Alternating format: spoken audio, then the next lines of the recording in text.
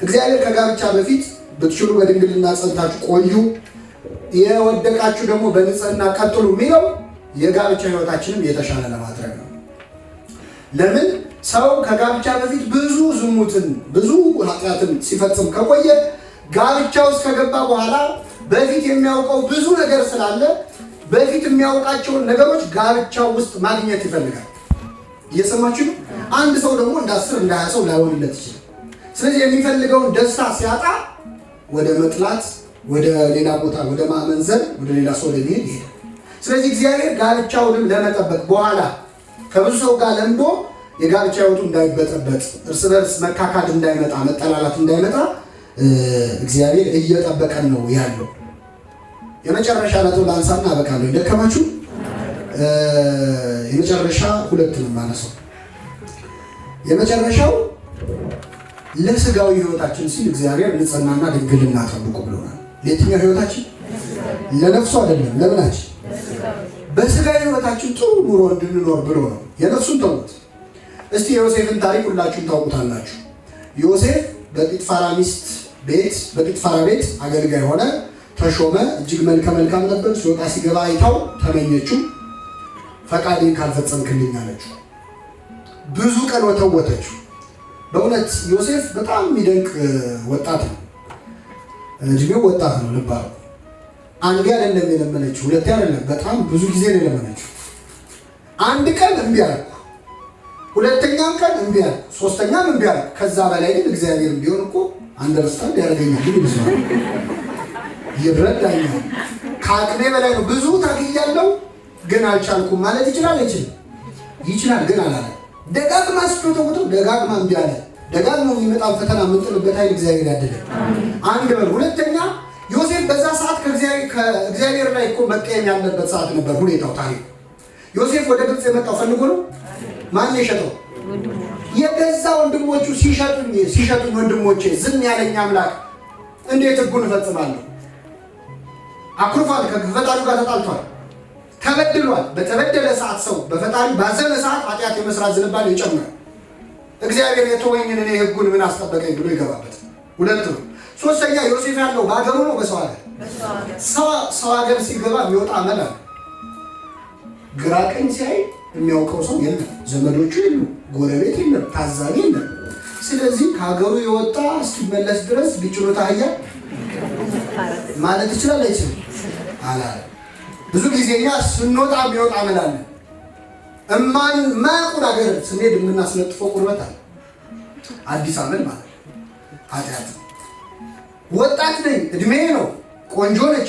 በምን አወቃላችሁ? መቼስ አሕዛብ ቀርቶ ህዝብም መርጠው ነገስታቱ ምን ያገባሉ።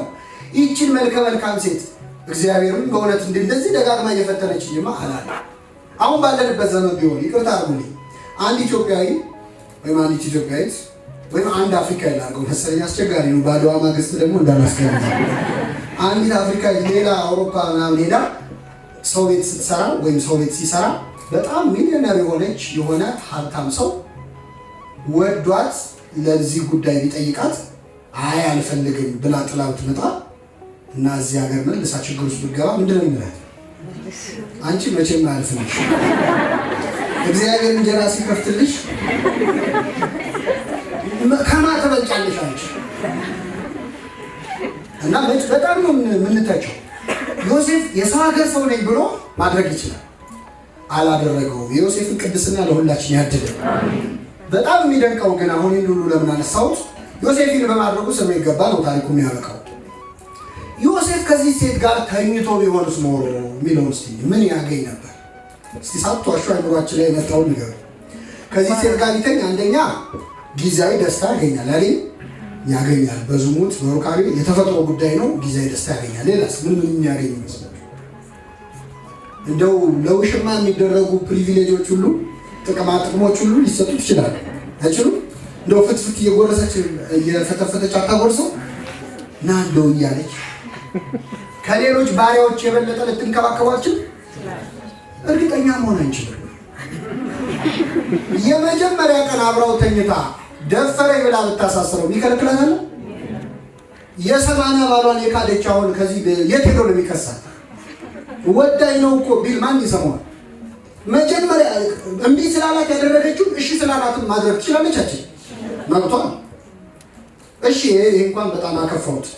እሺ ብሎ እንደው በቃ በደንብ ብትንከባከበው ደግሞ ነው በደንብ ብትንከባከበው ዮሴፍ እዛ ቤት ሲኖር የዛ ቤት አገልጋዮች እንደው የሆነ ጉዳይ ሚስጥር ይዘው ሲንሾካሾኩ ሲያይ ምንድን ነው የሚመስለው? ሰሙ በቃ ጲጥፋራ የጦር መሪ ነው አይደል?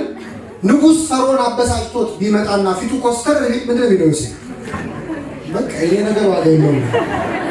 ኃጢአተኛ የሚያሳድደው ሳይኖር ምን ይላል? ይሸሻል። ጻድቅ ግን እንዳንበሳ ሳይፈራ ልቡ ለጻድቅ እንኩል ከማንበሳ። ኃጢአት ያሸማቅቃል። ተሰማ ይሆን ታየ ይሆን? የሰረቀ ሰው ፖሊስ ባየ ቁጥር ሽንቅቅ ይላል። በሌላ ጉዳይ የተኮሳተረበት ሰው በቃ ሰምቶ ነው። ስለዚህ እግዚአብሔር ከሰቀቀንም ጠበቀው። አንድ ሁለተኛ ዮሴፍ ከዚህ ሴት ጋር ቢተኛ ኖሮ እና ደስ ብሏት ወዳው አብራት ቢኖር እዛው ቤት በቃ ነው ምንም ችግር ሳይገጥመው ተንደላቆ ቢኖር እዛው ቤት ያረጃል። የግብፅ ንጉሥ መሆን ይችላል። የነገሰው የት ስለገባ ነው?